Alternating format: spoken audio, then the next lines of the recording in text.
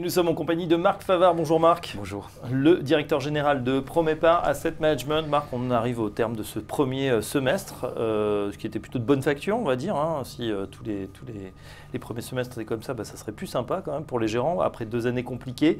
Maintenant, la question, après ces 6 premiers mois qui étaient plutôt bons, c'est à quoi s'attendre pour la seconde partie de l'année? Alors peut-être reprendre un peu le fil directeur de ces 6 derniers mois.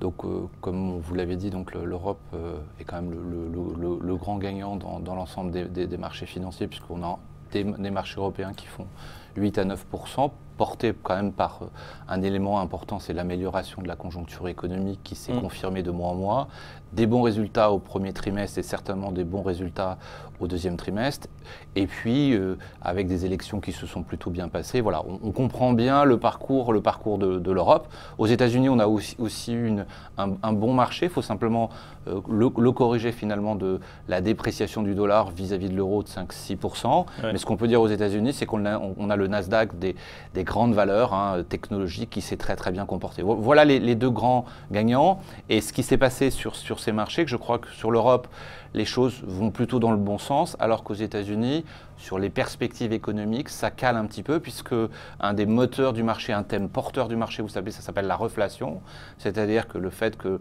l'inflation puisse un petit peu remonter, qu'on ait de la croissance aux États-Unis, dans la dernière partie du trimestre, les choses ont été un petit peu plus molles aux États-Unis. Et rappelez aussi qu'au même moment, la Banque fédérale américaine continue son chemin, elle croyant à ce parcours plus dynamique des États-Unis. Donc la deuxième partie de l'année, on va tester tout ça. On va tester tout ça. Effectivement, certains aux États-Unis, et j'évoque déjà une fin de cycle. Est-ce que c'est votre avis? Est-ce qu'on serait sur un sommet de cycle? C'est vrai qu'après la crise de subprime, il y a bientôt une dizaine d'années, ces milliards injectés par la Fed, on a sauvé les meubles, l'économie est vivement repartie, la bourse encore mieux. Et puis là, on se dit, c'est cyclique. Tous les 7-8 ans, en général, il y a quand même un creux. Là, on reste sur des niveaux assez, très élevés. Oui, alors je pense qu'il y a deux phénomènes. Effectivement, il y a beaucoup de liquidités qui ont tiré les marchés, qui ont tiré les valorisations. Il y a des sociétés globales, type Google, Facebook, Amazon, qui n'arrêtent pas de faire des plus hauts.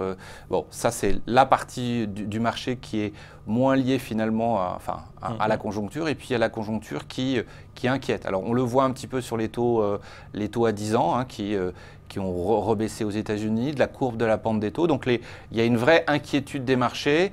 Et effectivement, sans peut-être de nouveaux éléments de relance de l'économie aux États-Unis pour tirer le cycle, ça peut être effectivement difficile. Et ça va être le vrai sujet sur le marché américain, qui aujourd'hui se contente finalement de prolonger des tendances positives sur un certain nombre de valeurs qui est de plus en plus réduit et qui, on voit bien, quand on regarde les valeurs des secteurs même bancaire, je ne parle pas du secteur pétrolier parce qu'on comprend bien pourquoi ça baisse, il y a moins de relais. Donc il faut trouver des relais et il y a une forme d'interrogation du marché sans que ça se voit trop pour l'instant. Et c'est pour ça qu'on a un statu quo aux États-Unis. Il y avait surtout beaucoup d'espoir dans le nouveau président, beaucoup de promesses, beaucoup de tweets, une agitation assez frénétique du président Trump qui finalement a peu délivré. Est-ce que ça pourrait être une source de déception là aussi et peut-être un facteur où le marché pourrait caler?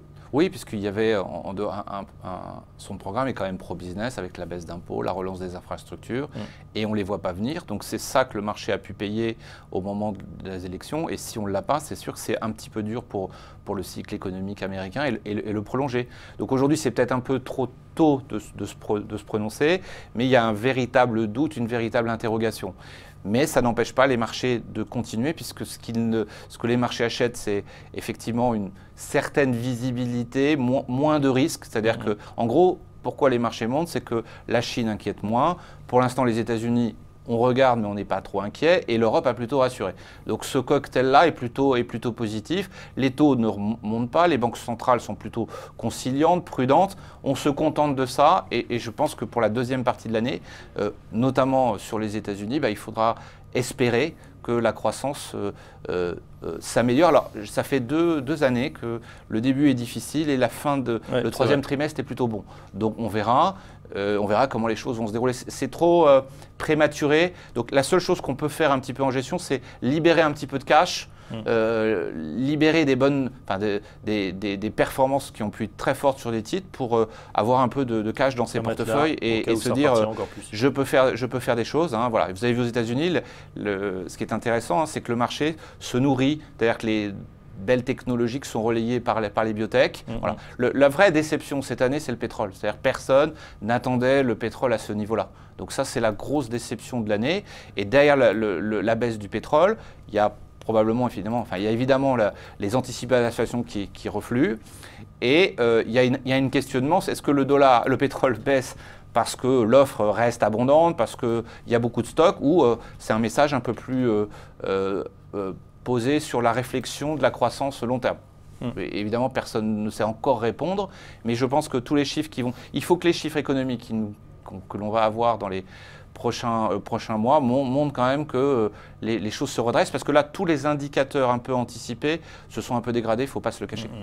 Effectivement, bon, après, voilà, tout n'est pas rose, évidemment. Les principaux risques, là, on arrive dans une période toujours un peu cruciale là, pour les marchés, compliquée. L'été, on sait qu'il y a moins d'acteurs sur les marchés, le marché est souvent plus volatile. La moindre petite nouvelle, effectivement, peut mettre le feu aux poudres. Ça avait été le cas, c'est pas une petite nouvelle, hein, la Chine qui avait décroché il y a 2 ans, en été 2015, on s'en souvient.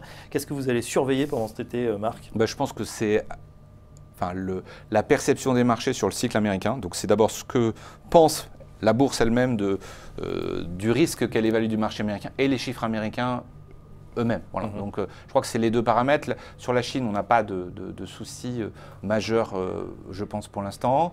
Et aussi savoir si le pétrole va arrêter sa baisse, parce qu'aujourd'hui... Il ne faut pas qu'on aille plus bas, quoi. Oui, parce qu'il va perturber le monde du crédit aux États-Unis.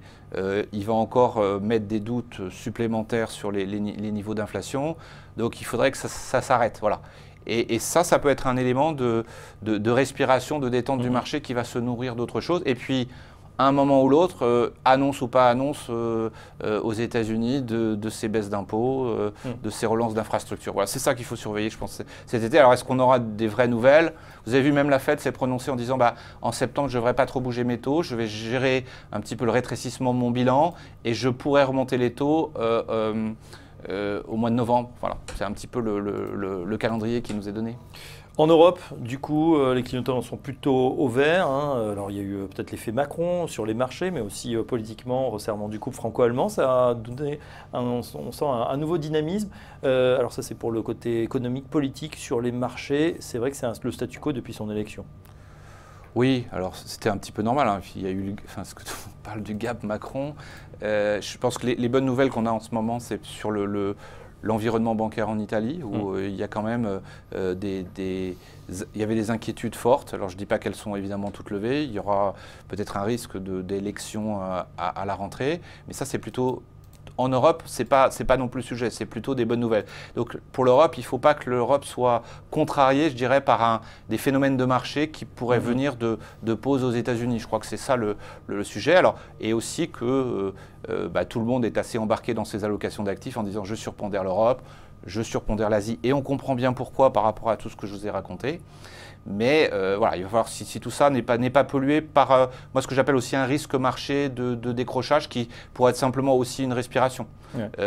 Mais dans ce cas-là, on en profiterait plutôt s'il y avait cette respiration, parce que tout le monde l'attend, tous ceux qui n'ont pas pu monter dans le train finalement, oui, de cette hausse assez spectaculaire depuis maintenant novembre 2016. Oui, alors la respiration, elle peut ce qu'il va falloir guetter, s'il y a respiration, c'est qu'elle se fait aussi sous forme de rotation. C'est-à-dire que si on respire mais qu'on baisse et que rien n'apparaît très clair, peut-être que la correction peut être un petit peu plus profonde qu'on peut l'estimer. Il faut que toute cette rotation... elle doit venir d'un meilleur comportement des banques, même en Europe, qui ont un petit peu calé, même si elles ont fait mieux qu'aux États-Unis, de secteurs cycliques qui doivent confirmer parce que l'évolution économique en Europe est bonne. Et tout ça, il faut qu'on le voit en bourse. Et souvent, effectivement, les périodes de correction sont des périodes aussi de meilleure compréhension de ce qu'on va pouvoir jouer dans les 6 prochains mois. Voilà, en tout cas, plutôt opportuniste, on va dire. Donc sur oui, cette deuxième opportuniste, partie de l'année, pragmatique, il n'y a pas de raison non plus d'être inquiet, mais quelque part, il y a des zones de vigilance qu'on a bien identifiées. Merci Marc Favre, vous restez avec nous. Dans une seconde, on voit un des fonds de la gamme Promépar. À tout de suite.